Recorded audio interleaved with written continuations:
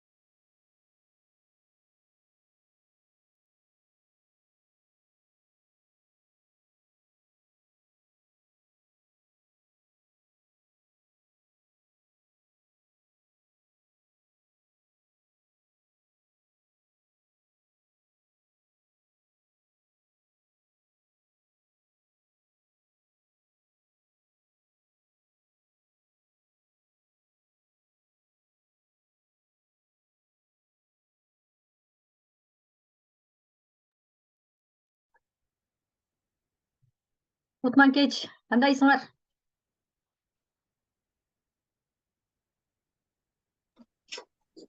Assalomu alaykum. Sonim. Assalomu alaykum эже. Жақсы ба? Bayramlarыңар менен. Кетишсиң, э?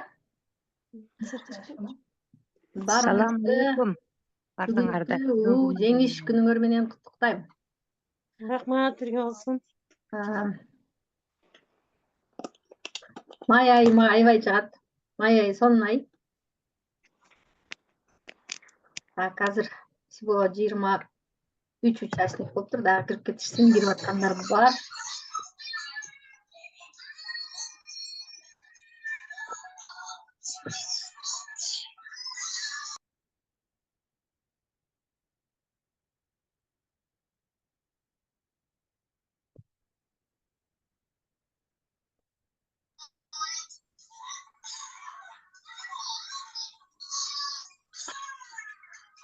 Көптөн бери виртуально сабак өтүлбөй калды, онлайн сабак өтүлбөй калды, онлайн сүйлөшпөй калдык. Мен силерден өтө суранат элем, экраныңарды, пожалуйста, ачкылачы. Мен силердин экраныңарды ачып элепти. Кандайсың, мамасчы?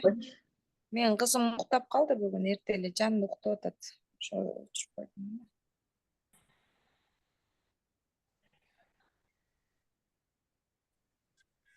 Бар кесиңиз го? İçine can girip gitti. Hatta çomlu ekranda tikte oturup söyler.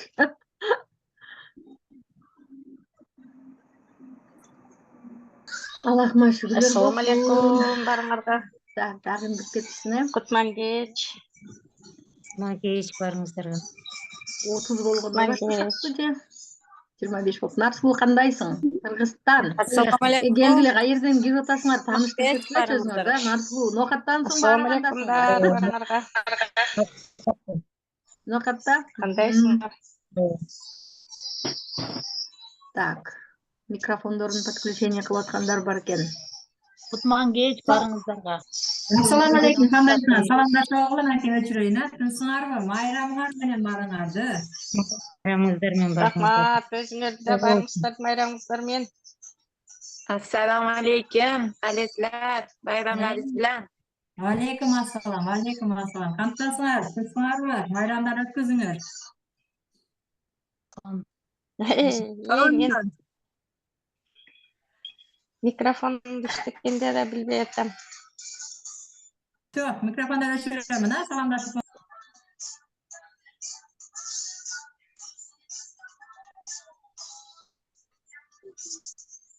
Так. Микрофон подключение бөлектер бар екен, а?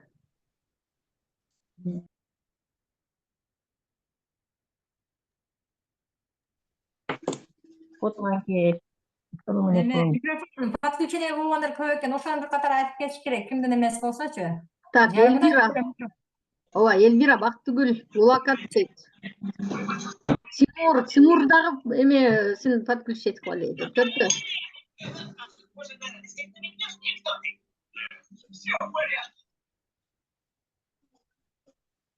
Так. Бактыгүл Булакат Гүлзат Абалкулова. Тимур жана вроде видеосын жандырып да, микрофонун жандыра албай калыптыр да. Адам жайдан салам дейт Гүлнар. У нас ночь дейт. Да, мы знаем, Кыргызстан бизден 3 саат алды да, Бизде Сибир жактардан эч ким кирген жок. Гүлбүбө эже, микрофонуңузду өчүрүп алсаңыз. Клинден салам дейт. Хорошо, убакыт өткөрбөй баштай берелик. Уже 7 минут аз өттү. Так. Где мой экран? Мен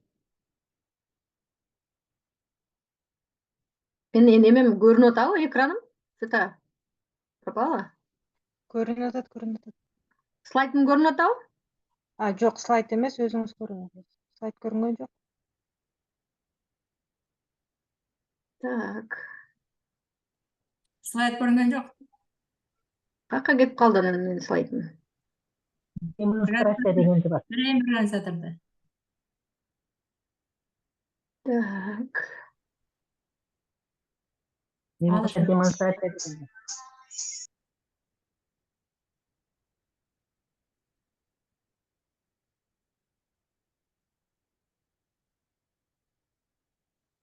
Türkiye'de sağlıyor. Турциядан бирөө кирип атат. Так. Эми көрүндү окшойт, а? Эми көрүндү. Göründü. Все.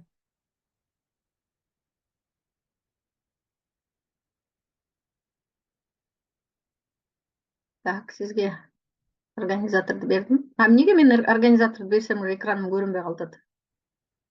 Раньше мындай эмес элеби?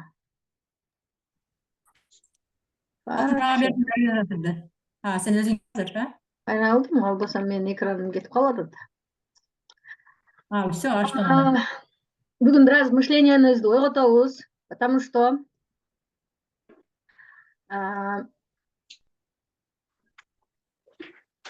биз канча ай мындай көпчүлүктөр негативде жүрүп калдыңар. Вообще, эмнеге мен бүгүн силерге мындай сабак өтүшүм керек, э? Пожалуйста, микрофондоруңарды өчүрүп алсаңар. Так. Бардыңарга дагы бир жолу кутман кеч. Уважаемый спикеров, пожалуйста, микрофондорду өчүрөбүз кирер менен. Чисто случайно микрофондоруңар дагы жанып калат, ошону контроль кылып карап тургула. Суроолоруңар болгон болсо, не стесняйтесь, пишите, чатка жазгыла суроолоруңарды. Самый глупый вопрос, эми бул суроону берсем кандай болот? Туура болуп калабы, ушуну билбейт экен да деп ойлоп калат да дебестен суроолоруңарды сөзсүз бергиле. Самый билбейт экен да, глупый, эми суроону да билбейт экен да, мен глупый вопрос берип коетам да деп уялбагыла, потому что самый глупый вопрос это незаданный вопрос или ответ алынбай калган вопрос, да? Незаданный, берилбеген суроого ответсиз калат. Сондуктан сөзсүз суроолоруңарды бергиле. Дальше. сөзсүз ошол микрофондоруңарды беззвучныйга койгула. Мени көбүңөр тааныйсыңарбы, тааныбайсыңарбы билбейм. Я заново өзүмдү тааныштырып кетейин. Мен атым Керимова Мимоза, жашым 46-да. Enwork компаниясынын лидеримин. Сетевой индустрияда 13 жылдан бери иштейм. 13 жылдан бери 15тен ашык мамлекетке саякатка бардым, включая Америку. Именно ушундай сетевой компаниянын мүмкүнчүлүгү менен эле. Сетевой компаниянын мүмкүнчүлүгү менен 15 мамлекетке 15тен ашык мамлекет эми элестеткиле, включая Америку. Канча деңиз, океан, Шенген визалары Аллахка шүгүр. Ошон үчүн я имею, наверное, право, да, силерге сеть боюнча, мүмкүнчүлүктөр боюнча айтып бергенге. 13 жылдан бери реализую свои мечты. Бирөөнүн максатын эмес, өзүмдүн максатымды, өзүмдүн кыялдарымды орундатып келем. Ал эми вот биринчи компания, меники кайсы компания болгон? Эң биринчи мен Жалалабадта, Жалалабад мамлекеттик университетинде иштеп жүргөндө бир анда мен таптакыр билбейм да, сет эмне экенин билбейм да. Ошол убакта биз бир компанияны предлагать этишкен. Барып катталганмын, жашым өтө жашмын, эч түшүнбөйм, билбейм, где-то бир 19 жашымда.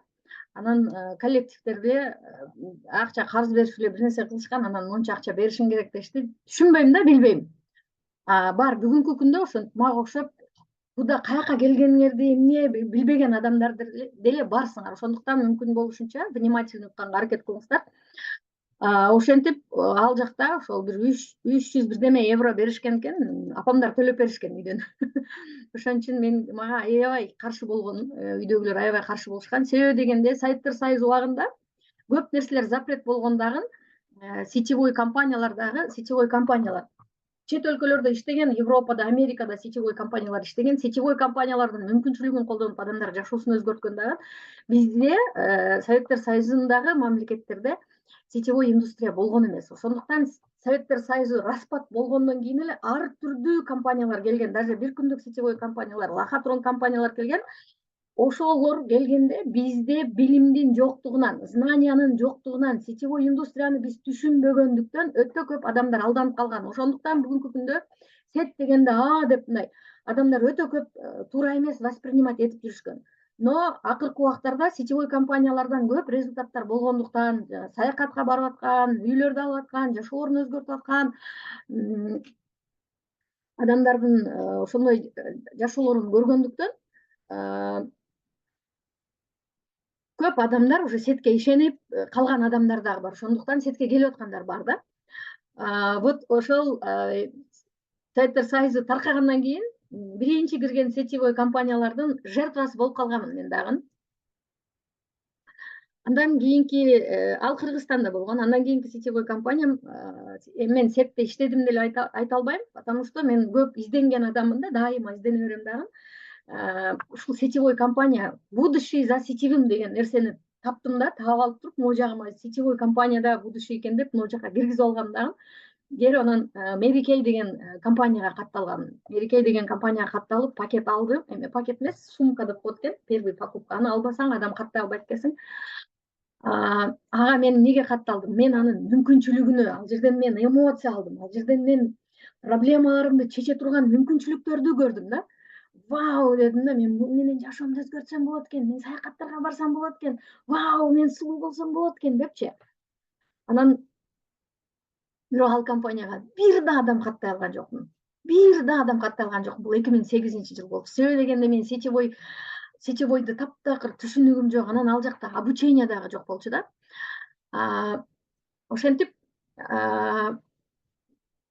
просто эле өзүмө косметикаларын алып коюп жүрдүм. Анан сеттен бирок көңүлүм калган жок. Себеби мен көп окуп изденген адам үчүн будущее за сетевым, сетевой компания менен гана жашооңду өзгөртсөң болот, максаттарыңа жетсең болот деген принципти могу жагыма киргизип алгам да. Ошентип изденип жүрүп, мен Mary Kay компаниясынан кийин эмнени түшүндүм. Биринчи компанияда просто баягы акылым кирди чыкты жаш убагымда, бирок баягы финансовый пирамида экен, просто эле мындай болбогор эле компания экен да. Билимдин жоктугунан мен ошого бардым. Ал компания күнөөлүү эмес, балким ал жакта дагы результат жасагандар болгондур. Мен өзүм ошону каяка барып атам, акчамды каяка берип атам, түшүнбөйм, билбейм. Менин чакырган адамдар дагы менден бешбетер билбеген адамдар болгондуктан биз баардыгыбыз эле ошол состояниеде калганбыз да. Анда мен түшүндүм, что билиш керек экен, түшүнүш керек экен, эмне иш жасап атканыңды билишиң керек экен дегенди түшүндүм. Андан кийин Mary Kay компаниясына баргандан кийин мен эмнени түшүндүм. Мен ал жерде ойлодум, эми косметика болсо, аялдар косметика колдонуп депчи. Бирок ушунчалык продукциялары кымбат болгондуктан мен ошол жерде вывод алдым да, өзүмө чечим чыгардым. Анализдедим да. Значит, бул менин окружениемде мындай кымбат косметика колдонуп турган тааныштарым жок экен. Ал убакта иштеп эле, үйгө акча салып эле, ушинтип эле униформа кийип алып иштеп жүргөн убактарыбыз болчу да. 2008-жылдары. Анан дагы деле сетевой компания издеп жүрдүм, бирок баары бир баягы турмушта жумушка кирип кетебиз да. Ошентип жумушка кирип кетип жүрүп, 2010-жылы кеч күздө анан Oriflame компаниясына катталып иштеп баштадым. Oriflame компаниясы менен 11 жыл партнер болдум. Жаман болгон жокмун. Почти 15 мамлекетке ошол компаниянын мүмкүнчүлүктөрүн колдонуп бардым. Мендеги жанагы ой, күнүмдүк турмушта колдонгон продукциялар анан баасы доступный, менин окружениемдеги адамдарга ылайыктуу деген ой болгон. Бирок мага өтө көп адамдар предлагать этишкен. Сен деген мелкий бизнесте жүрөсүң, мелкий бизнесте такшалдың, сен бизнесмен болдуң, сен уже крупный бизнеске өтүшүң керек, сен более уже мындай бизнеске өтүшүң керек. Жок деп жүргөм да. Бирок мен 2014-жылы аябай катуу ооруп калдым. Ооругандан кийин мага эки диагноз коюлган, эки органдан. Ал диагноз болгондон кийин врачтар, если ооруң кармаса, даже мы не сможем помочь дегенден кийин мен үчүн мындай здесь и сейчас жашоо болуп эле жүрдүм. Ошентип жашап, адамдарга жардам бергениме сүйүнүп жүрүп эле иштедим. 1 жылда 5 мамлекетке саякатка барган убактарым болду. Анан врачтар ысык көлгө сезон алмаштырып кел деген үчүн кышта бардым, жазда бардым, эрте жаз бардым, кеч күз бардым. Ошентип сезон алмаштырып ысык көлгө жылда бардым. Деңизге кетип калдым. Ошентип жүрүп 2018-жылы менин ден соолугум таза болуп чыктым да. Текшерүүлөрдөн кийин ошол 3 жыл, 4 жыл катуу дарыландык. 1 жылда өтө көптөгөн сумма акча кетет болчу дарыланганымдан. Анан анализдерим жакшы чыгып, уже все хорошо дегенден кийин карасам, деп я очухалась да. Я же живу, я же дальше буду жить. Жакшы болуп турмун го. Оказывается, любой оорун жеңсе болот экен го дегенден кийин анан карасам жашоодо көп артта калып калган экенмин. Анан мен могу жагыма миллион доход дегенди киргиздим. Миллион доходко кантип чыгам деп. Анан ошондо мага жол ачылып келиптир. Анан кийин ушул Enwork компаниясына 21-жылы декабрда туш келип калдым. Бирок мен сентябрда Oriflame компаниясынан кеттим. Бул менин өзүмдүн тандоом болду. Традиционный бизнес кылып көрөйүн, башка бизнестерди кылып көрөйүн дедим. Бирок баары бир менде опыт, ушул сетевой индустрияда опыт көп болгондуктан мен именно сетевой компания карадым. Менин критерийлерим болду. Продукциясы элге керектүү болгон, элге аба, туз, суудай керек болгон продукция болсун. Маркетинги шедрый болсун, биздин менталитетке, биздин элге туура келген болсун. Жаңы компания болсун деп суранганмын. Мен ошондой компания Аллахым берди да магачы. Аллахым бергенден кийин анан бул компания менен партнер болуп иштедим. Бул компаниянын шедрыйлыгы, бул компаниянын продукциясынан алынган результаттарды көргөндөн кийин компаниядагы кыйынчылык моменттерде жардам берип келдим да. Кудайга шүгүр, компаниябыз бүгүнкү күндө 22-жылдын аягынан 23-жылдын апрель айларына чейин аябай катуу кризистен жашап уже өттү, чыкты. Кудайга шүгүр. Кудай кааласа эртеге уже май айындагы биринчи бинарларыңарды алып баштайсыңар. Май айы улуу ай, май айы жеңиштин, майрамдын, эмгекчилердин айы деп айтам. Ошондуктан баягы ишенимибизге жараша экен. Орозо айында биз жаңы системаны баштадык.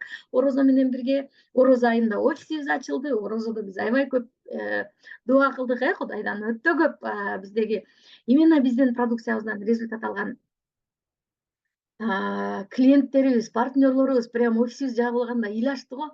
Чиминди каяктан алабыз эми деп ыйлагандарды көргөндө мен өзүмчө ушундай ыраазы болуп аттым. мынакей бүгүнкү күндө офисибиз дагы бар, жакынкы күндөрдө дагы офистер ачылат, региондордон башка шаарлардан офис ачылат. Кудайга шүгүр, мына реферальный бонустарды алып кыйла акча иштеп аткан партнерлорубуз бар, Эми как и еще бул компаниянын мүмкүнчүлүгүн колдонуп, мен баягы миллион дегенди цель койгом да, 5 айда 1.520.000 доходко чыктым.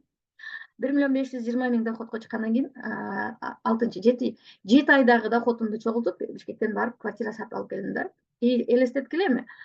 Бул боюнча дальше эмне үчүн мен кризис маалында компанияга жардам бердим, эмне үчүн мен өзүмдүн күнүмдүк жашоомду ойлоп качып кеткен жокмун да, эмне үчүн мен бул компаниядан талап кылып эмне кылган жокмун, алар боюнча дальше я вам расскажу.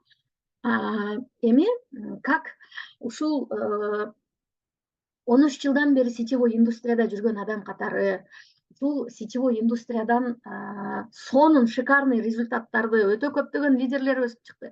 Настолько ушунчалык компанияга преданный, ушунчалык өзүнүн максатына преданный кылып лидерлерди өстүргөнүмдөн менин кеткен компанияда дагы бүгүнкү күндө лидерский позицияларда жүргөн партнерлорум толтура. Бүгүнкү күндө сетевой индустриядан башка бизнестерди тандап кетип, бирок башка жактарда дагы чыгармачылык чөйрөдө дагы өтө көп сонун результаттарга жетип, бүгүнкү күндө Mimoza ваша школа, сизден алган сабактарыбыз, сиздин командаңызда жүрүп үйрөнгөн нерселерибиз бүгүнкү күндө аябай сонун жардам берип атат деп аябай ыраазычылык билдирген менин окуучуларым Аллага шүгүр көп. Ошондуктан бүгүнкү сабакты мен өзүм үчүн жоопкерчиликтемин деп мойнума алып ушул сабакты өтүп атам.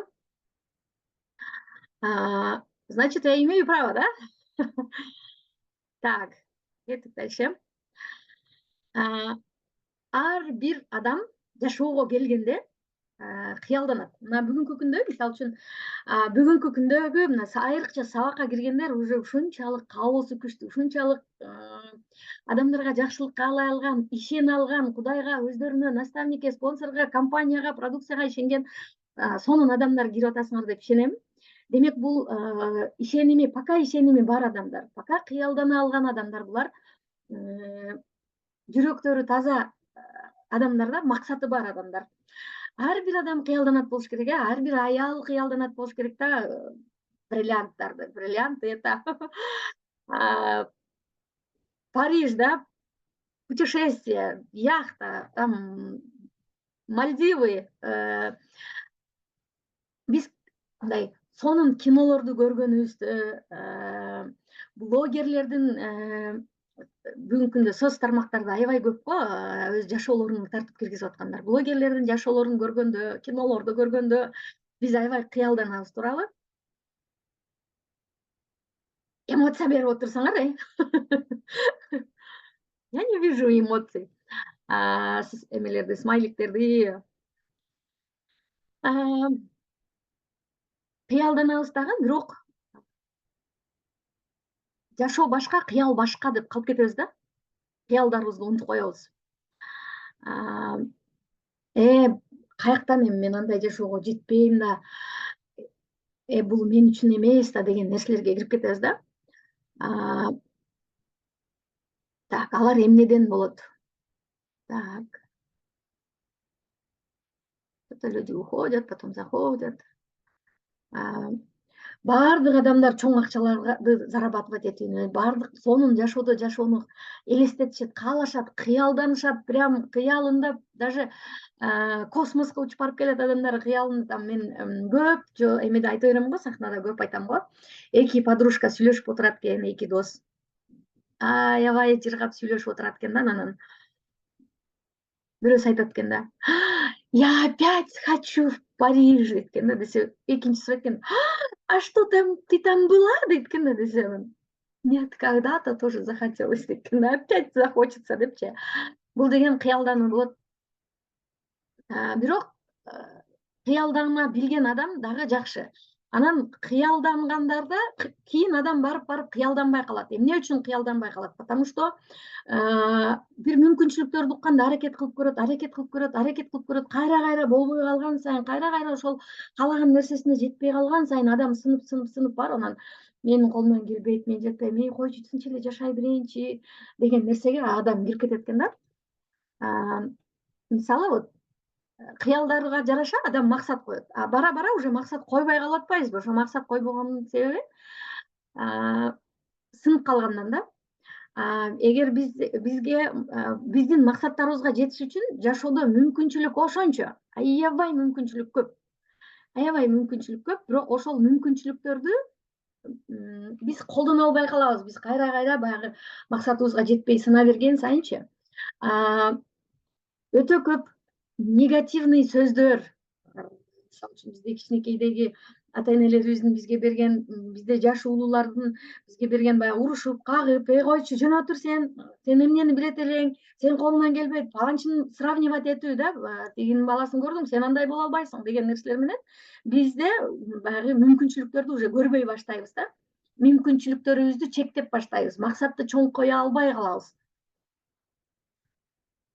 Жашоодогу мүмкүнчүлүктөрдү көрбөй калабыз. Ишенбей калабыз. Понимаете?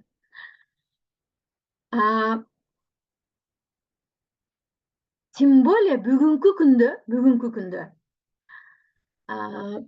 маалыматтын көптүгү, поток информации. Биз мисалы эмне кылабыз? Интернетке киребиз. Өзүбүзгө керектүү маалымат издейм деп атып эле кирип эле убактыңар өтүп кетеби? Керектүү маалымат издейм деп киресиңер дагы интернетке неге кирдим эле деп кайра ойлонуп калган убактарыңар болобу? Таких моментов много бывает, да? Потому что биз ошол баягы негатив ойлордо жүрүп калып атабыз, анан ар түрдүү поток информациялардын көп болгондугунан. Ал жерде көрсөтүлгөн, поток необходимый, бизге необходимый болгон информациялар, необходимый болбогон информациялар, адамдардын ар түрдүү анализди кылуусу, соц тармактагы. Вот поток информациядан биздин мээбиз жарылайын дейт да, эмнени тандашты, каякка барышты, кимге ишеништи деле биле албай калабыз. И тем более жанагы жаңылыктарды көрүп отуруп эле дагы көп негативдер уже көрүнүп баштайт. Мозгу эмне болгон сайынчы. Ошону менен биз дагы өзүбүздүн максаттарыбызды жоготуп алабыз. Буга карагыла, Чарльз Дарвин кайсы кылымда жашаган? Чарльз Дарвин выживает не самый сильный и не самый умный, а тот, кто лучше всех откликается на происходящие изменения дейт.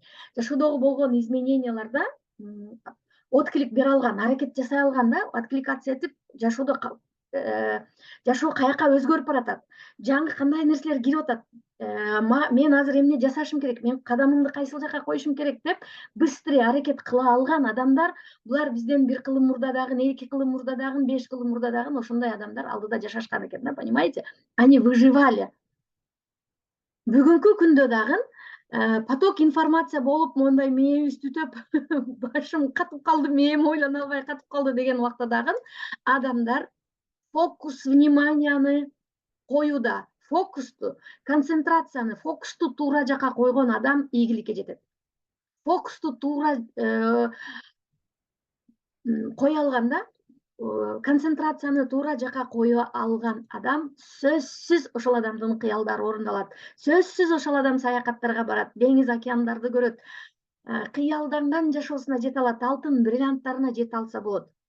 Мен бүгүн Zoom'га катышкандардан кичине энергия берип кетейин дедим. Азыр чатты ачайын. Так, болот деген эле суроо экен, жооптор экен. Рахмат, күчтүү аялсыз дейт.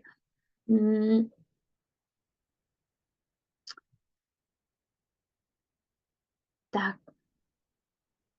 Ким өз кыялдангандай, элестеткендей, өзү каалагандай жашоодо жашоону каалайт?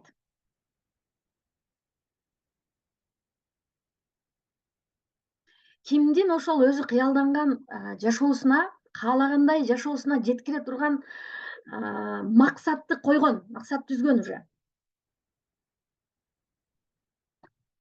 Ким ошол максатына жетүү үчүн планын түзгөн?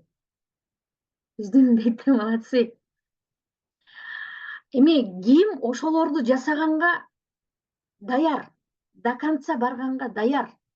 любой нерсени жасаганга даяр. Эртең менен 5-те туруш керек десе 5-те турганга даяр. Күнүнө 5 адам менен таанышыш керек десе 5 адам менен таанышканга даяр.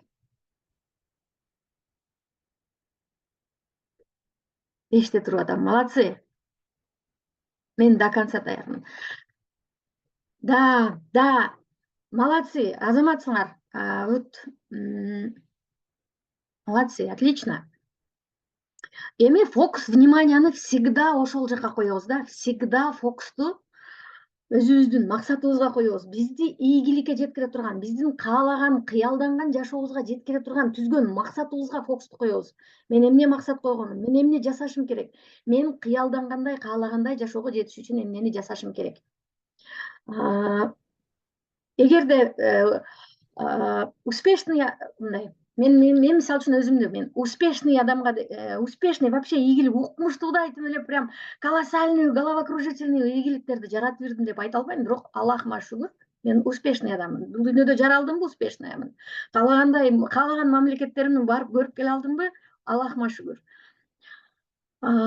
Получается, эгерде мен ошол нерсеге жеткен болсом, ошол нерселерди жеткен адам айтып аткан болсо, ошол түзүп берген,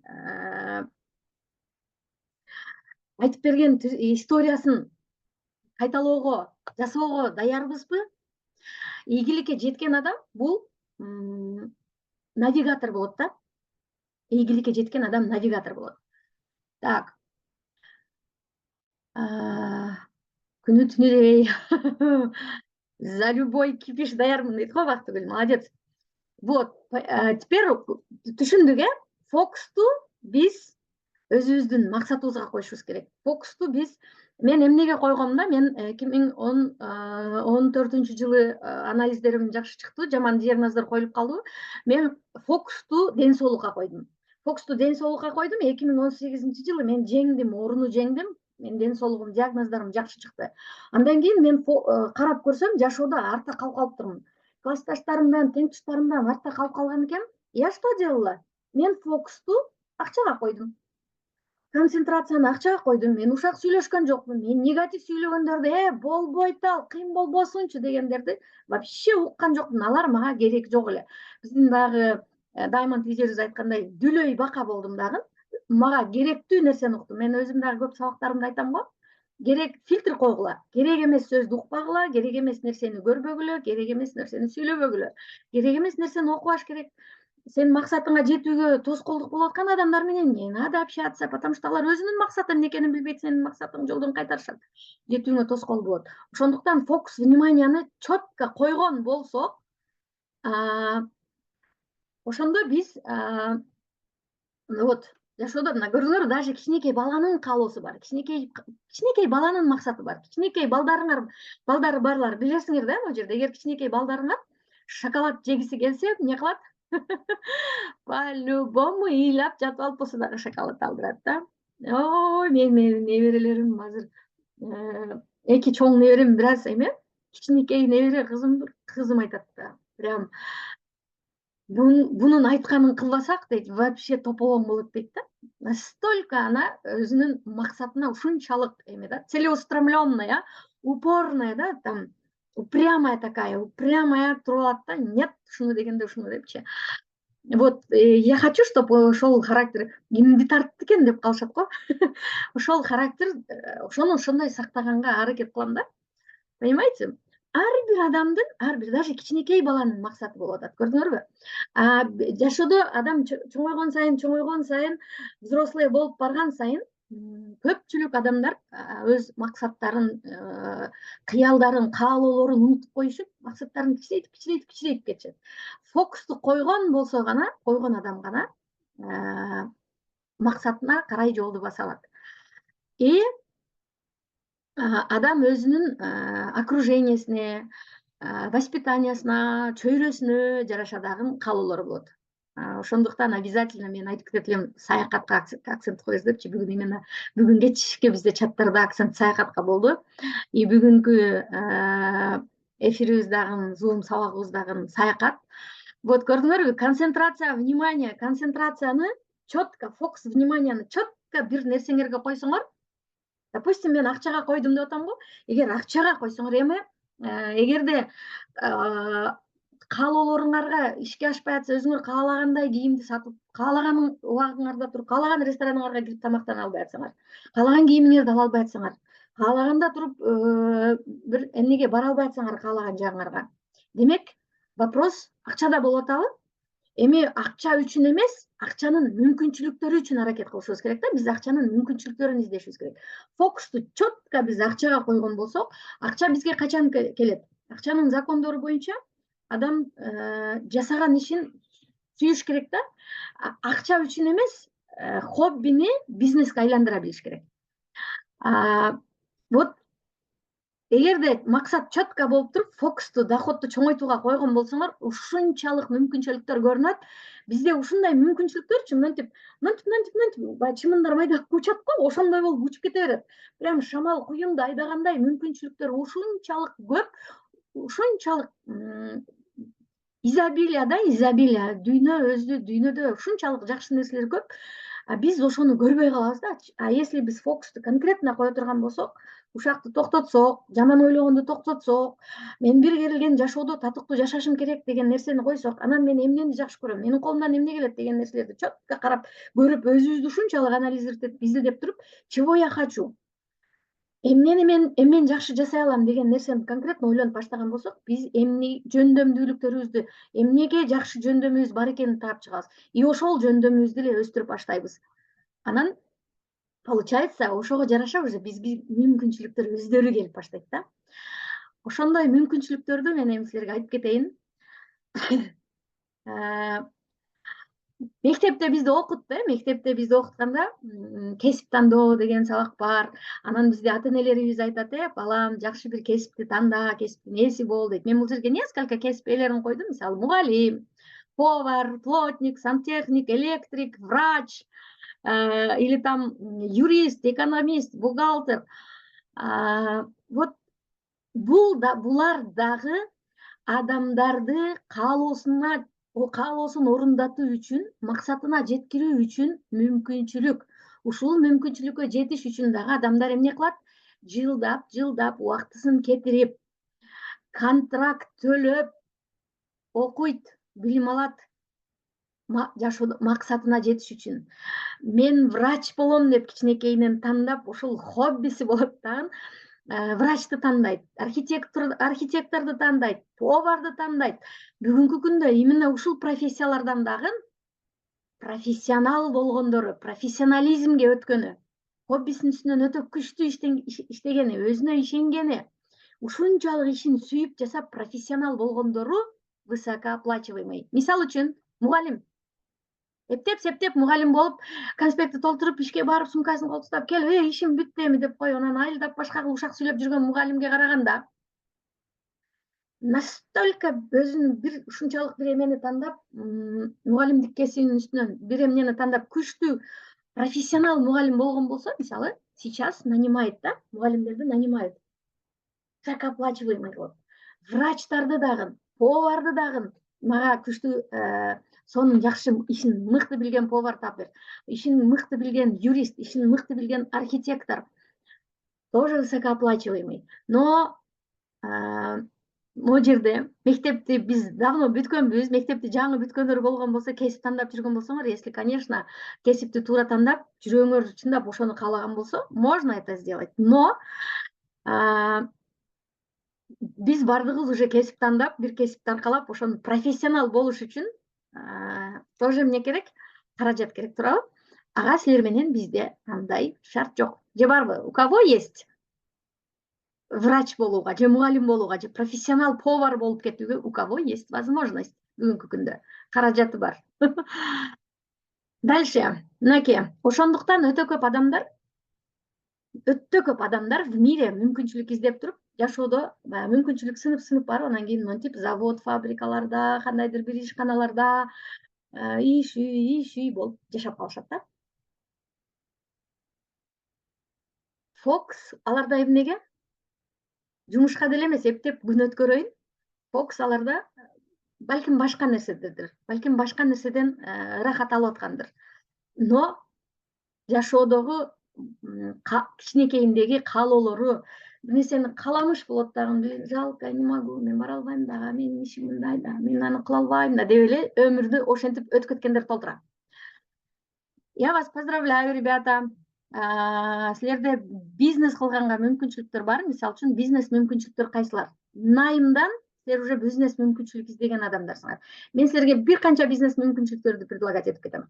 Ресторанный бизнес, бьюти индустрия, сулуулук индустриясы, текстильный, там швея, я не знаю, ковер чыгарасыңарбы, там пальто тигесиңерби, мебель чыгарасыңарбы да, кондитерская.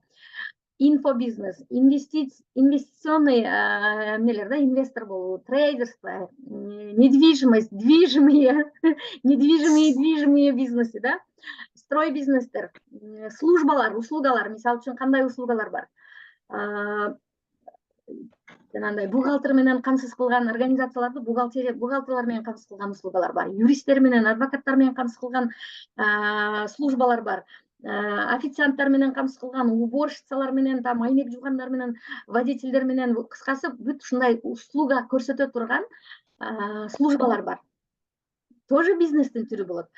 Анан производстволор, мисалы, диван чыгарабыз, машина чыгарабыз, ну не знаю, вот ушундай бизнестин түрлөрү. Пожалуйста, эгерде биз чындап каалообузга жетебиз десек, каалагандай, кыялдангандай жашоого жетебиз десек, биз бизнес мүмкүнчүлүктөрдү карашыбыз керек. Но буга эмне керек болот? Вот эмне үчүн именно бизнестерди жасашат? Эмне үчүн биз каалообузга жетиш үчүн ушундай бизнестерди карап атабыз? Эмне үчүн? Потому что там идут мне оборот жүрөт. Товарооборот жүрөт, сатуу жүрөт. Акча айланат, доход болот, пайда болот. Себеби колдонуучулар бар. И колдонуучулар бар экен, силер деле ушул бизнестердин бирин тандап бизнес кылсаңар болот. Бирок эмне керек ал жака? Естественно, акча керек. Ресторанный бизнес ачабыз десек, акча керек. Сулуулук салонун ачабыз десек, акча керек. Же болбосо, мисалы, сулуулук салон ачып, сет кылып өстүрүп кетүү, конечно, буга акча керек. Ал эми бир мастер болуу, пока профессионал болгонго чейин тоже акча кетет да. Дальше. Акча кимде? Бизнесмендердеби, колдонуучулардабы? Колдонуучуларда, элде. Акча колдонуучуларда. Вот поэтому адамдар эмне кылат? Даже кредит алып бизнестерди кылат да. Так. Эми биз бул бизнестерди кылабыз десек, акча керек болгон болсо, MLM бизнесине канча акча керек болот? Ким кайсы сетевой компанияда иштеп көргөн? Же болбосо Enwork менин биринчи сетевой компаниям дегендер, Enwork компаниясында бизнесиңерге канча вложение кылдыңар? Или мен сетти баштайм, Enwork менен мен партнер болом десеңер, канча акча вложить этишиңер керек экен? Бизнес кылам десек, $1,500, эгер прям вау кылсак. Бизнеске вложение бул. Сусары же? Бизнеске вложение бул. Если мен бизнес кылам деп өзүмдү вообще мындай кылсам, вложить эткенде өзүмдү ошондой прям сезсем алышым керек да. А так ничего эле келдим мен чындап эле. Эже $1,500. $1,500. Сиз просто покупательсиз, покупка кылып атасыз. Ал бизнеске вложение эмес. Это не вложение. Покупка кылып, мен если бизнес кылам деген ойдо болсом да, жөн болсо жөн эле барып алдым да, 75 алып кете бердим. Если по-любому $1,500 сиз $1,500 колуңузга продукция алып атасыз. Эч кандай бизнеске вложение кылган жоксуз. Это не вложение же, не путайте. А если сиз салон красоты ачам десеңиз, эмне кыласыз? $1,500 алып ачам. Еще больше, наверное. $1,500 жетеби? Может, больше, дейм, айтты көп кетет. Миллионы. Мен имела в виду, просто если мен бизнести дальше кылып кетем десем, просто көбүрөөк айлык алыш үчүн $1,500 алышым керек для себя, да, деп ошентип ойлоп деп атам да. $1,500 просто продукция сатып алып атасыңар. Товарооборотко сатып алып атабыз. Немен $1,500. Это не вложение в бизнес. Вложение в себя надо все-таки. Өзіңе вложение. Да, Гүлмира эжеке, туура айтасыз. Ой, Гүлмира эже. Красноярский Время. Вложение бул сиз MLM бизнеске келип атасызбы? Вложение деген бул сиздин знанияңызга. Телефон сатып алсаңыз, мен ушул MLM бизнести жакшы кылышым керек, телефонум жакшы эмес деп, телефон атайын ушул Enwork үчүн ушуну иштетем деп сатып алган болсоңуз, мынакей кече жакында бизде ким iPhone сатып алды. Это уже вложение. Анан мисалы үчүн Обучение алсаң. обучение алсаңыз, өзүңүздү өстүрсөңүз, ушул бизнестен мен доход алышым керек деген болсоңуз, вот это уже вложение болот. Так, дальше. MLM компаниялары нежели мол, мисал үчүн бизнесмендер, ресторанный бизнеси барлар, бьюти индустриясы барлар, текстиль, кондитерская, там инвесторлар, трейдерствомен заниматься эткендер, недвижимость, там строй бизнестер, там служба кылгандар, карагыла, любой эле бизнести жасап аткандар, силер эгер бизнес партнер болом, мен сен менен партнер болоюн, 50-50 кылайлык деген болсо, тоже деньги турабы? Жөн эле партнер болгонго. Или хорошо, сен жөн эле келип за красивый мага партнер боло бер, потом я буду платить 50% от дохода дейби. Көрдүңүзбү? Да? Партнер болгонго тоже эмне кылат. А MLM компаниясы эмне кылып атат? Сравнивать этсек биз башка бизнеске. MLM нам что предлагает? Колдонуучуларга.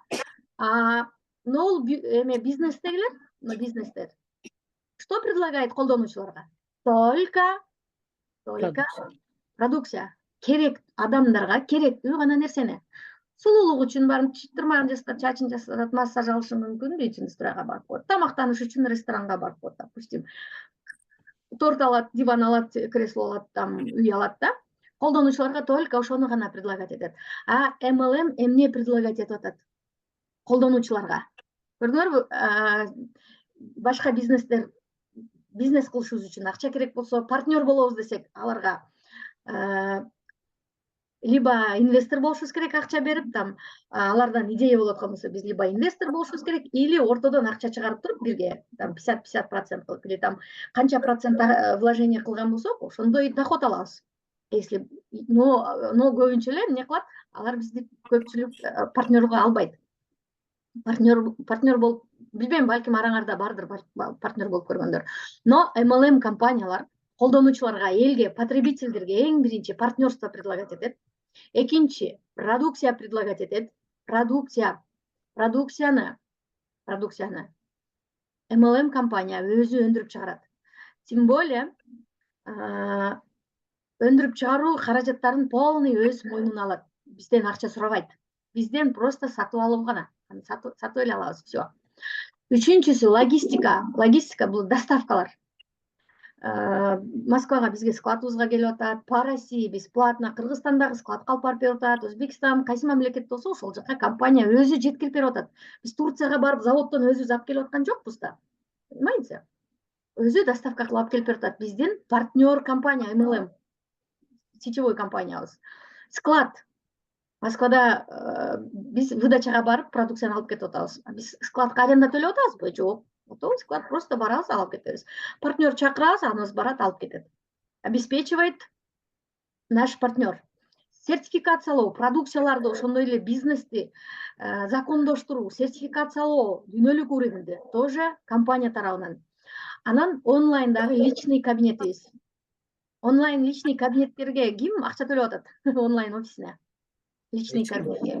Менин кабинетим деп кирип, неге ачпай атат деп даже тополоң кылып беребиз, Неге менин кабинетим ачпай атат? Неге сайт иштебей атат деп бакуш компаниянын шашкысын алып беребиз, А это все нам предоставляется бесплатно. Почему? Эмне үчүн? Enwork бизге, адамдарга, потребительдерге партнер болууга чакырып атат. Акчанын бардыгы менден болсун, вложенияны мен кылайын. Офисти менден болсун, завод, фабрика менден болсун, продукция менден болсун, сертификациялар менден болсун, личный кабинетиң менден болсун, кайсыл жерге доставка кыл деп заказ оформить этсең менден болсун. Эмне үчүн? Сатуу болуш үчүн. Продажа болуш керек. Чтобы была продажа. Естественно, сатуу болгондо сатуудан не калат? Эмне үчүн сатуу болот? Чтобы иметь прибыль, пайда калыш үчүн. Enwork компаниясы өзү магазиндерге, прилавкаларга коюп, өзү реклама кылып сатып аткан жок. Бизге мүмкүнчүлүк берип атат. Пайда көрүүгө, бирге эчтеке вложение кылбай жөн эле там $75 сатып алып эле сатып жүрүп калсак, оптом $1,5 алып коебуз. Бир жолу өмүрүбүздө бир жолу покупка кылабыз и все. Калганында эмне кылабыз? Бир жылдан кийин, бир жыл ичинде там 30% менен өзүбүз алып коюп жүрө берсек, пакетибиз толуп калат. Мен мисалы орозо айында эксанга деп койдум да, $1,5 продукцияны. Каждый месяц орозо айында эксан кылсаң, пакетиң болуп калып атат. Бардык жанагы традиционный, нетрадиционный бизнестердин бардыгы пайда үчүн иштейт. Прибыль калыш керек. Бардык жерде сатуудан прибыль калыш керек. Биз компания Enworktун MLM компаниясынын партнерлору сет курам деген болсок, ушул сеттин системасын түшүнүшүбүз керек. Сатууну организовать эткенди үйрөнүшүбүз керек. Ушул компанияга пайдалуу болушубуз керек. Ушул компания менен бирге мүмкүнчүлүктү берип аткан компанияга биз дагы мүмкүнчүлүгүбүздү бириктиришибиз керек. Мүмкүнчүлүктү бириктириш үчүн, естественно, прибыльный болушубуз керек да. Көпчүлүк сетевой компаниялар даже 50-50 болбойт, 50-50 болбойт. Көпчүлүк компаниялар даже мен мисалы үчүн 11 жыл сетевой компания менен партнер болуп иштедим, всего лишь 20% эле доход алып жүргөм. 20-27-30%ге чейин эле доход алгам. Элестетсеңер, ал компанияда мен 7 жылда жеткен доходко 200 000 доход. Бул жерде 2-нчи айда жеттим. 2-нчи айда. Потому что бул компаниянын мүмкүнчүлүгү мен башка бир дагы сетевой компанияга сравнивать этпейм. Enworktун жанына бир да сетевой компания койбойм. Потому что 13 жылдык опытым менен мен бул нерсени айта алам. Потому что компания өзүнө пайданын 15%-ын алып калып атат, 85%-ын бизге берип атат. Вот это вот возможность биздин кыялдарыбызга, каалагандай жашообузга жеткиргенге эң сонун мүмкүнчүлүк болуп атат. Эң биринчи эмне кылабыз? Регистрация болобуз. Enworktун продукциясын сүйүп колдонобуз. Өзүбүздүн менталитетке туура келген, хадисте жазылган продукция. Всегда результаттар менен бөлүшөбүз. Не жадничаем, ребята. Мындай кызганбайбыз. Кызгансак, эгер биз кызгансак, аалам бизге кызганат. Ошон үчүн биз канча ачык болсок, аалам бизге ачык болот. Сөзсүз результаттар менен бөлүшөбүз, сөзсүз. Анан дайыма мүмкүнчүлүктөр жөнүндө айтабыз. Чтобы мүмкүнчүлүктөрдү лучше билиш үчүн спонсорлорубуз менен бирге, спонсорлорубуздун, наставниктерибиздин компаниянын өткөргөн мероприятияларына, обучениелерине сөзсүз катышабыз. Катышкан канчалык биз көп катышсак, канчалык көп маалымат билген болсок, ошончо көп биз эмне болот? Доходубуз көбөйөт. MLM-дин принциптерин үйрөнүшүбүз керек. Анан эми бүгүнкү күндө компания бизге эң сонун возможность койду. Карабачы. Үстүбүздөгү жылдын 17 августунан 21 августуна чейин 5 күн 4 түнгө международный фестиваль черного тмина, эл аралык кара зиренин эл аралык фестивали Турцияда болот. Назан ханым айткандай, жанагы адамдар айтып жүргөндөй биздин жок, вообще заводу жок деп жүргөн заводубузга саякатка августта чакырабыз силерди дегендей. Силер ар бир бүгүнкү күндө уже катталып, бүгүнкү күндө существующий партнерлорубуздун бардыгын куттуктап кетем. Себеби бардыгыңыздар ушул фестивальга барганга мүмкүнчүлүктөрүңөр бар. Меня можете поздравить, я уже квалифицирована бул поездкага. Мен бул эмеге уже как компаниянын коногу катары чакырылдым уже. Даже там фестивальда сахнага чыгат экенбиз. Мен силерди дагы куттуктайм, ошол мүмкүнчүлүк силерде дагы бар. Эгерде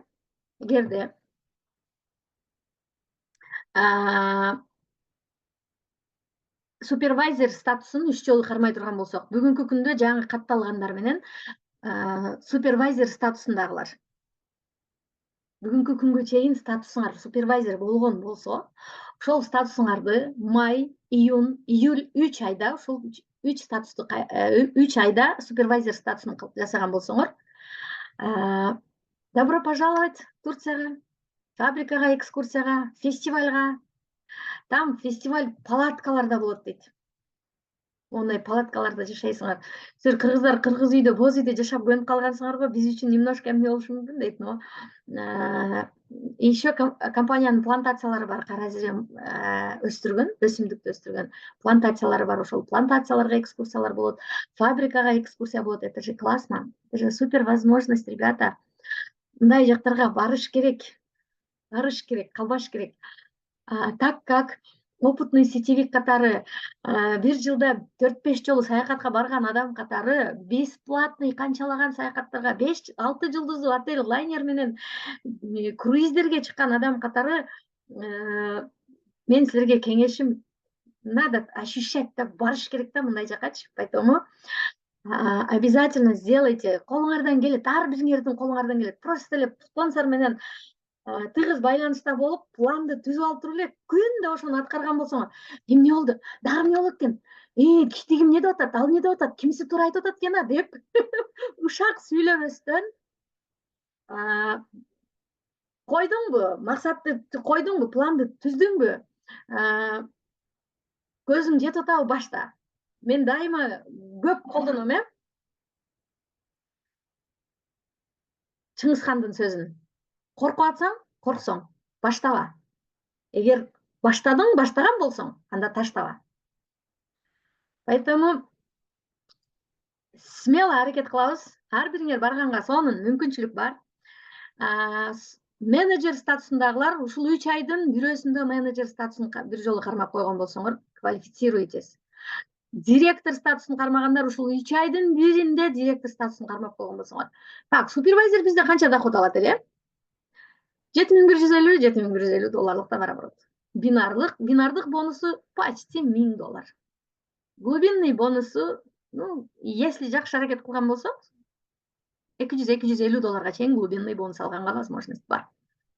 Пожалуйста, что еще вам нужен? Спонсорский бонустарды алсаңар болот, реферальный бонустарды алсаңар болот. Мен мисалы супервайзер статусуна жеткенимде $2600 доход алганмын общий. Кто вам мешает?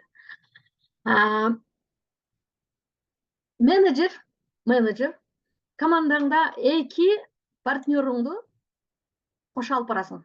2 партнерың эле супервайзер статусуна жетишкенге жардам берген болсоң, пожалуйста. Директор командаңда эгер 2 менеджериң болгон болсо, пожалуйста, тоже шикарная возможность. Ошолорду кайталатып эле койгон болсоң. Сеньор директор, андан жогору бардыгы историясында жасаган эң пиковый статусун бир эле жолу кайталап койсо, ушул 3 айдын ичинде. Добро пожаловать в фестивальга. Там вообще будет шикарно, классно будет. Качан мен Турцияда жүргөндө, там планировали бул эмени, бул поездканы мен Турцияда жүргөндө ошол жактан план түзүшкөн. Хорошо, что я понимаю очень хорошо турецкий язык. Ошол жактан угуп, көрүп, вау деп келгем. Но я никому не говорила Фатих Бейдин суранычы боюнча. Кечээ күнү объявить этишти, көрдүңөр. Эң сонун возможность ага жөн эле барышыңар керек. Там вообще сонун программаларды уже түзүп коюшкан. Канча 1,5 ай мурда болуп атабы? 1,5 ай мурда бардым мен, мартта бардым, 2 ай мурда экен даже. Вот, еще что? Дальше. Так, эми мен командабызга, партнерлорго баарыңарга терең ыраазычылыгымды өзүмдүн атыман, компаниянын основательдеринин атынан, спонсор наставниктеримдин атынан ыраазычылыгымды билдирип кетем, терең ыраазычылыгымды билдирип кетем. Низкий вам поклон. Бизге болгон ишенимиңерге, мага болгон ишенимиңерге, компанияга, биз компаниянын продукциясына болгон ишенимиңерге, Аллахка болгон ишенимиңерге до конца, даже мага мотивация берип, мени шыктандырып, мени туура жолдо экенимди көрсөтүп, шыктандырып жанымда турганыңар үчүн терең ыраазычылык билдирем. Эми силерге дагы эмне керек? Бүгүнкү күндөгүдөй эле кандай жеңиштерге жетип келип аткан болсоңор, чечимиңер менен, чечим менен, четкий максат менен, анан ишеним, ошол койгон максатыңарга чечимиңерге, выборыңарга, тандооңорго койгон жетем деп койгон максатыңарга силерде ишеним, непоколебимая вера болуш керек. Непоколебимая вера өзүңөргө, компанияга, Кудайга, спонсорго, жакшы күндөргө болгон ишеним. Эмнеге ишенсеңер, ошону аласыңар. Жакшы нерселерге ишенсеңер, жакшы нерселерди аласыңар. Өтө жакшы нерселерге ишенсеңер, өтө жакшы нерселерди аласыңар. Тескерисинче болгон болсо, тескерисинче нерселерди аласыңар. Ошондуктан менин өзү эмем айтып кетчү нерсем, лучше пока биз тирүү болгондон кийин өтө жакшы нерселерге ишенип, өтө жакшы нерселерге жете бериш керек да, туурабы? Анан кийин бизде энергия болуп туруш керек. Энергия болуш үчүн всегда бизге эмне болуш керек? Всегда биз жакшы эмоцияда жүрүшүбүз керек. Энергия болуш үчүн ишеним болуш керек. Ишенимибиз дагы бекемделип туруш үчүн бизге окружение керек. Окружение, вот WhatsApp группаларда всегда внимательный болуңуздар. Дальше. Сөзсүз наставник керек. Сөзсүз наставник керек. Анан мен чечимди кабыл алдым. Четкий максатты койдум. Өлө ишенем, Кудайга ишенем, компания спонсорума ишенем, там тиминге ишенем, укмуш ишенем, энергия вообще зашкаливает, окружением укмуш деп туруп, наставнигим бар. Ой, адам жазып кой, могу жагыма адам түшүрүп кой деп коюп өзүң аракет кылбай жата берсең дагы барбай каласың. Ошон үчүн эң башкы нерсе аракет керек. Тапшырма берилди, наставник менен планды түздүкпү? Сөзсүз аракет керек. Эгерде мен аракет жасабаганымда, мени наставниктерим, спонсорум, же болбосо кайсы бир компания, же болбосо Кудай алып туруп эле могу жака коюп коймок эмес. Аллах дагы тандоо берет бизге. Тандоо берет. Всегда есть выбор. Бул дүйнөгө жаралдыкпы? Бизде тандоо бар. Эгер тандоо болбосо, бейиш менен дозок болмок эмес. Бизге тандоо ушунчалык сонун эмне Аллахка ушунча ыраазы болушубуз керек, бизге өзүбүзгө тандоо кылып койгон. Баягындай эме жаныбарларда эмеспиз, мал койлордо эмеспиз да, биз адамбыз да, биз биз деле жаныбарга киребиз. Бизге адам деген адамбыз да, ошон үчүн бизге тандоо берген. Намна нерселерди жасасаң, бейишке киресиң, ушуларды жасабасаң, анда бейиш сага жок. Тандоо сеники дейт. Каала бейишке, каала дозокко. Ошондо деле шайтанга жетеленип, пендечилик кылып, дозок жака кетип аткан болсоң, ушунчалык сезип, кечирим сурап, өзүңдү таанып, оңдолсоң, мен сени кабыл алам бейиште дейт экен. Поэтому биз уже эки дүйнөдө жашап атабыз. Бул дүйнөбүздү бейиш кылыш, же болбосо тескерисинче кылыш ар бирибиздин өзүбүздөн. Поэтому баарыңар квалификация болгонго мүмкүнчүлүгүңөр бар. Куттуктап кетем. Вас уже можно поздравить. Себеби уже бардыңар активация болгонсуңар, Еще компания кече күнү Фатихбей менен Азан ханым зумга чыкканда бизди кубандырып, сонун жаңылыгы менен бөлүштү. Бизге встречага чыгышты дагы. Партнерлорубузга актив эски аккаунтундагы пакеттерин восстанавливать этпей калган партнерлорубуз үчүн дагы мүмкүнчүлүк берип атат. Эч бир компанияда мындай мүмкүнчүлүк жок, ребята. Вообще шикарная возможность. 15-не чейин активация кылып калалык. 15-не чейин мүмкүн болушунча көп эски пакеттерин восстанавливать эткенге мүмкүнчүлүк берип, партнерлорубузга катуу маалыматты берелик.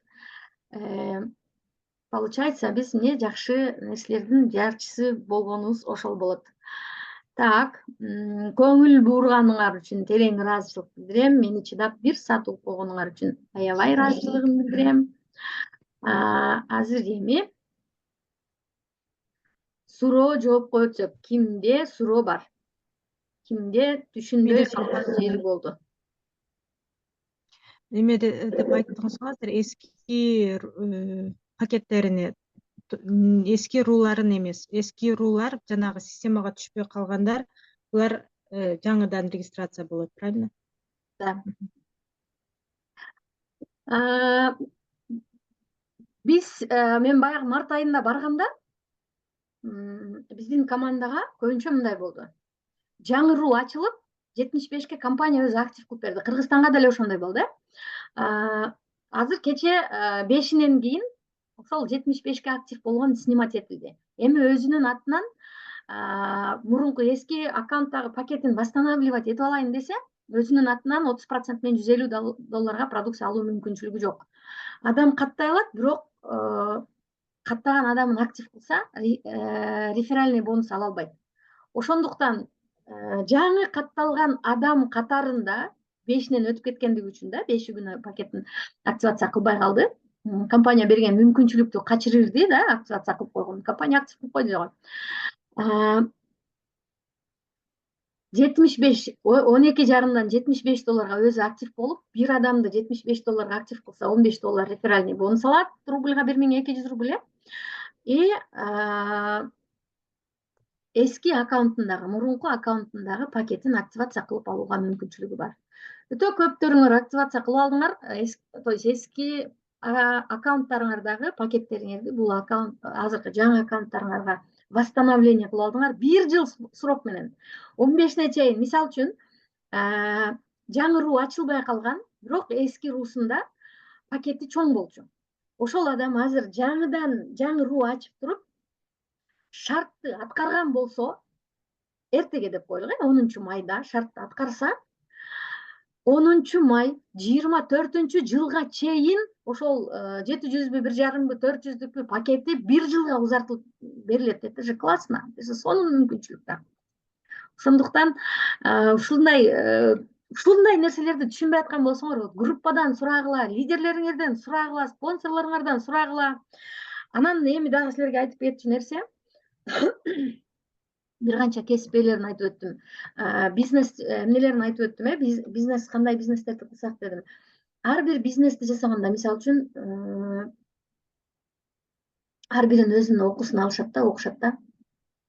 Анан сетевойго келгенде эле сетке кирип туруп эле, катталып туруп эле анан окуусун окубай эле мен антем мен мынтибирем деп айткандарды карайм да. Сетевойдо 2 жол бар. 2 жол бар. Ийгиликке жетиш үчүн, карьерадан өсүш үчүн 2 жол бар. Бириси кыска, бат. Экинчиси мучительный, анан узун. Биринчиси кайфовый, тез. Экинчиси дагы бири болсо узун убакытта мучительный жол менен жете турган. Кайсы бирин биринчи айтып берейин?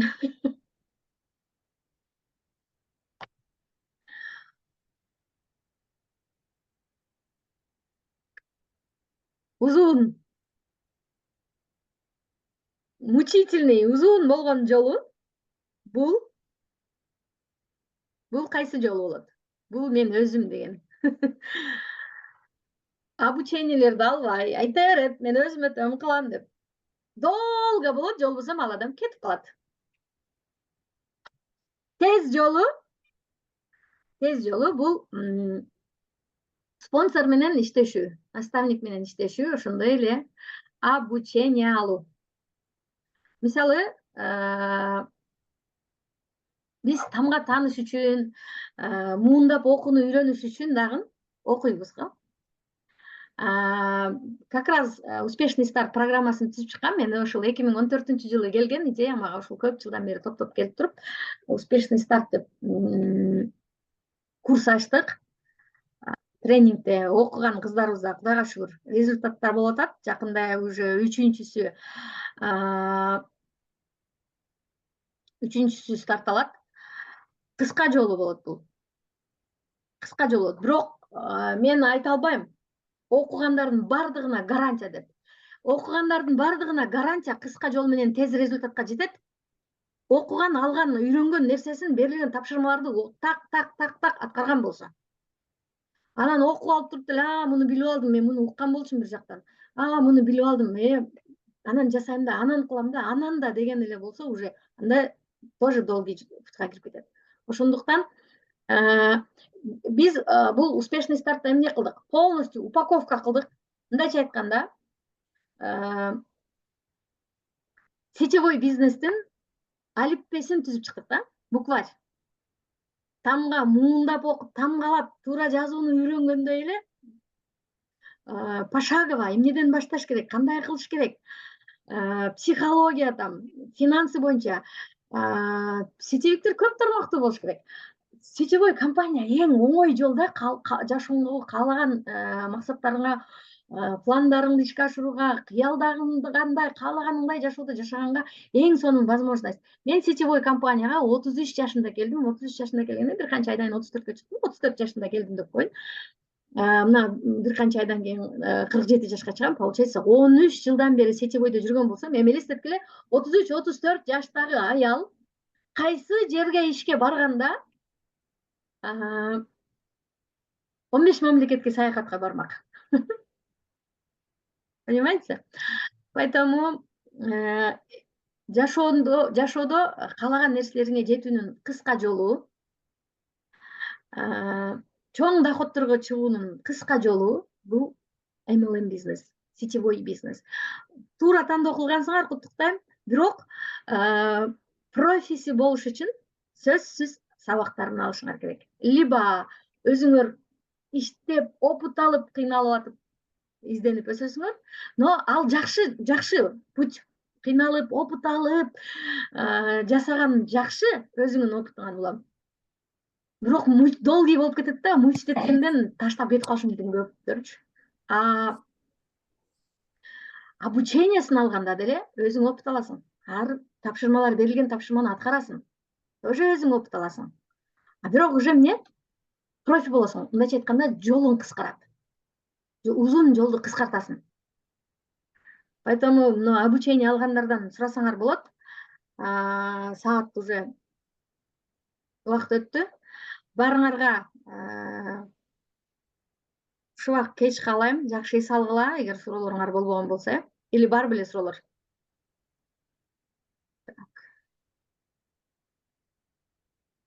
Наргиза, сурооң барбы? Микрофонуң жандыр. Жок.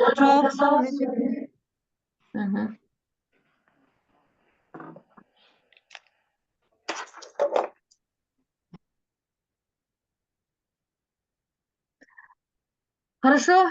Силерде суроолоруңар жок болгон болсо, анда молодец. Вообще сонун түшүндүрүп коюптун да. Алла разы болсун, чындап. Калган өзүбүздүн башыбыздан, өзүбүз аракетибизден эле болуп атат, чындапчы. Ошо, рахмат. Молодец. Ийгиликтер сага. Сен аркаңан. Чоң рахмат. Барыңыздарга ишиңерге ийгилик. Чатты бир сыйра карап коеюн.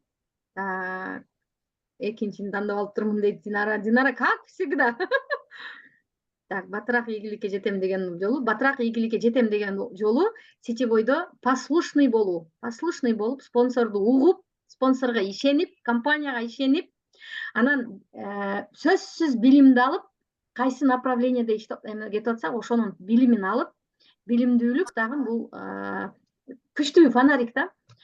Ошол баарыңарга ширин уйкуларды каалайм. Эртеңден уже Куда кааласа, 1 майдан 7 майга чейин ким уже бинардык бонустун условияларын аткарып, бинардык бонус алып койгон болсо, бинардык бонустарыңарды Куда кааласа алабыз. Апрель айындагы бинардык бонустарды майдын 20-сынан кийин алабыз. Еще мурунку аккаунттардагы бар да, некоторыйларыңардын акчаларыңар бар. Көп деле акча жок. Россияда көп акча жок.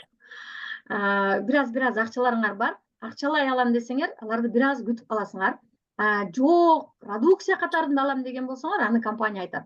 Анан кофелер, аябай көп кофелерди ала элекпиз. Кофелер вот келип калыш керек, күтүп атабыз. Кофе келери менен уже жазабыз. Эгер кофенин ордуна кофе кечиге турган болсо, кофенин ордуна компания замена кыла турган болсо, тоже группаларда маалымат берилет. Куда кааласа, Аллах насип кылса, баштаган бизнесиңиздер ак жолтой болсун, каалаган кыял, ой, максат, тилектердин баардыгы орундалсын, элге кызмат кылып, аябай сонун дагы күн сайын кандай сонун результаттар болот. Дагы көптөгөн адамдарга сооп иштерди кылып да, бул дүйнөдө сооп, себепкер дүйнөсүндө сооп иштеп алууга эң сонун мүмкүнчүлүк, сооп иштеп аласыңар деген үмүттөмүн. Барыңарга ийгилик. Нижоламикстин капсуласы жакында келет. По-моему, болуш керек складта, эме? Гүлжан, складта бар? Стокто бар го Нижоламикстин капсуласы? Всем пока-пока.